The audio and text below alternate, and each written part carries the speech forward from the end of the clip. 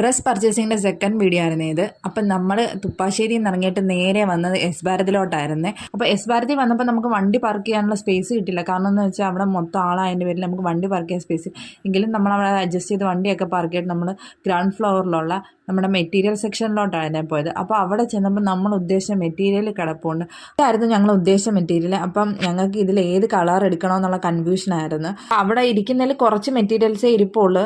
വേണമെങ്കിൽ അവർ ഗോഡൗണിൽ പോയി ചെക്ക് ചെയ്തിട്ട് എടുത്തുകൊണ്ട് വരാമെന്ന് പറഞ്ഞു. അങ്ങനെ ആ ചേട്ടൻ പോയി കുറച്ച് മെറ്റീരിയൽസ് കൊണ്ട് നമുക്ക് എടുത്തുകൊണ്ട് വന്നു. നമുക്ക് വേണ്ടത് 48 മീറ്റർ ആണെങ്കിൽ ഏകദേശം ഈ ബണ്ടിലൊക്കെ 30 മീറ്റർ വെച്ചായിരുന്നു കേട്ടോ ഇരിപ്പുള്ളായിരുന്നത്. എല്ലാ ബണ്ടിലും ഓരോ സെക്ഷനിൽ മാത്രമേ ഇരിപ്പുള്ളൂ. എല്ലാത്തിലും 30 മീറ്റർ വെച്ചിട്ടാണ്. അങ്ങനെ ഏകദേശം റാണി പിങ്കും നോർമൽ പിങ്കും കൂടെ ഞങ്ങൾ എന്നാൽ മിക്സ് ചെയ്തെടുക്കാമെന്ന് പറഞ്ഞ് അങ്ങനെയായിരുന്നു ഞങ്ങൾ എടുത്തത്. പിന്നെ ബില്ലൊക്കെ പേ ചെയ്തു. പിന്നെ ഞങ്ങൾക്ക് എസ് ഭാരതിയിൽ ഒരു ബാഗൊക്കെ തന്നു.